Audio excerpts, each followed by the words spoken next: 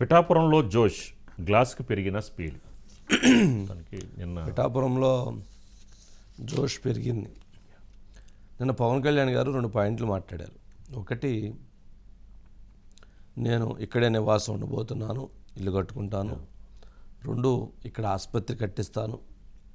ఇక పిఠాపురంని నేను నా నియోజకవర్గం, నా ప్రజలు, నా ఊరు, నా మండలం, నా ఓటు నేను ఇక్కడే అని పవన్ కళ్యాణ్ గారు నిన్న స్పష్టం చేశారు. ఒకటి.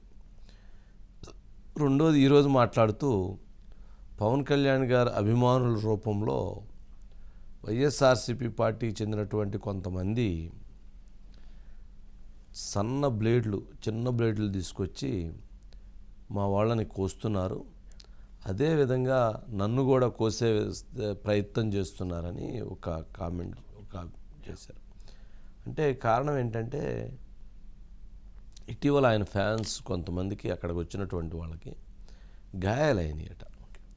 వారికి కూడా చేతికి 2 చోట్ల గాయాలైనవి.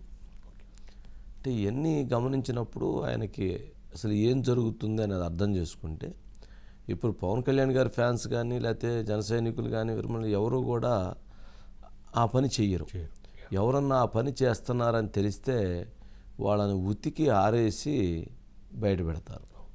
కానీ అక్కడికి ఫ్యాన్స్ రూపంలో ముసుగేసుకొని వచ్చి అలాంటి చర్యలకు పాల్పడుతున్నారు అని అంటే ఖచ్చితంగా ఒక రాజకీయ కుట్రకి, అంటే పవన్ కళ్యాణ్ గారి ప్రాణాలకి ప్రమాదం పొంచి ఉండే విధంగా, లేక అక్కడ వచ్చి వారి సైన్యానికి భయపెట్టే విధంగా ఏదో ప్రయత్నాలు జరుగుతున్నాయి అనేటువంటి అనుమానాలు కలుగుతున్నాయి.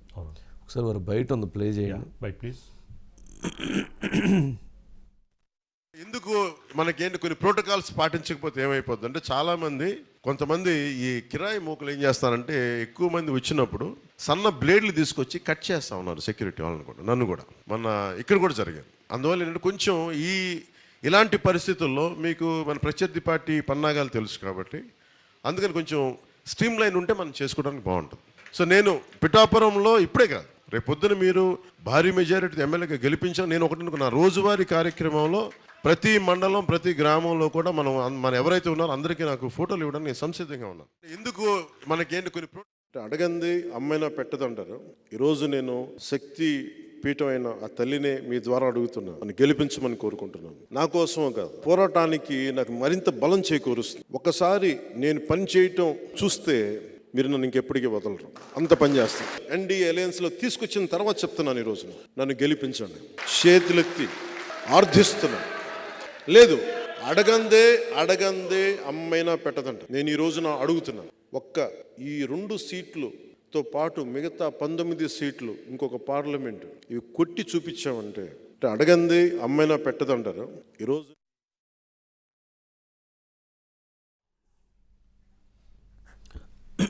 మురళి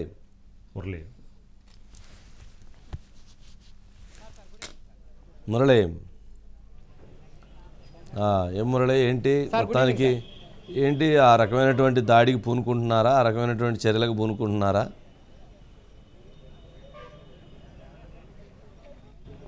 సార్, ప్రజల మధ్యకు వచ్చినప్పుడు ఎదురవుతున్నటువంటి అనుభవాలు, గతంలో జరిగినటువంటి సంఘటనలు దృష్టిలో పెట్టుకుని పవన్ కళ్యాణ్ గారు ఈరోజు అటువంటి కీలకమైన వ్యాఖ్యలు చేశారు సార్.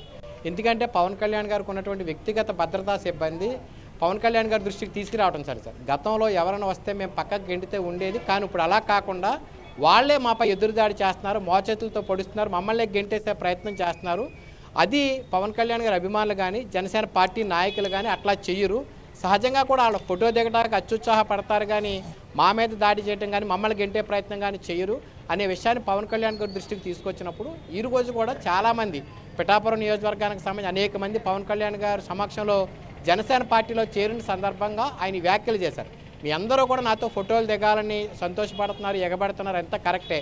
కానీ ఇక్కడ వ్యక్తిగతంగా నాకు అనేక ఇబ్బందులు ఉన్నాయి. కొంతమంది మీతో పాటు మీ రూపంలో సంఘ విద్రోహక శక్తులు నాపై దాడి చేయడానికి కొంతమంది బ్లేడులతోటి లేకపోతే ఇతరత్ర చిన్న చిన్న ఆయుధాలతోటి నా టీంలోకి ప్రవేశించి మా మీద దాడి చేసే ప్రయత్నం చేస్తున్నారు. గతంలో 1-2 సంఘటనలు జరిగినాయి.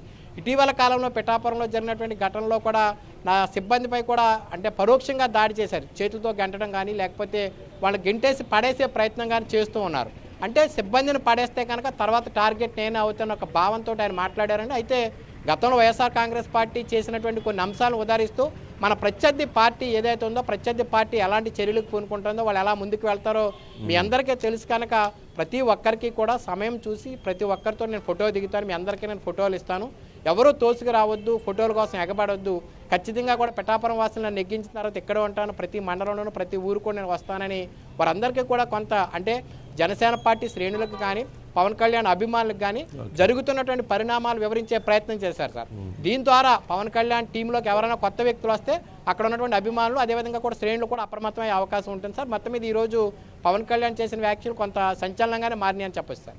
Okay right Murali. నెక్స్ట్ అండి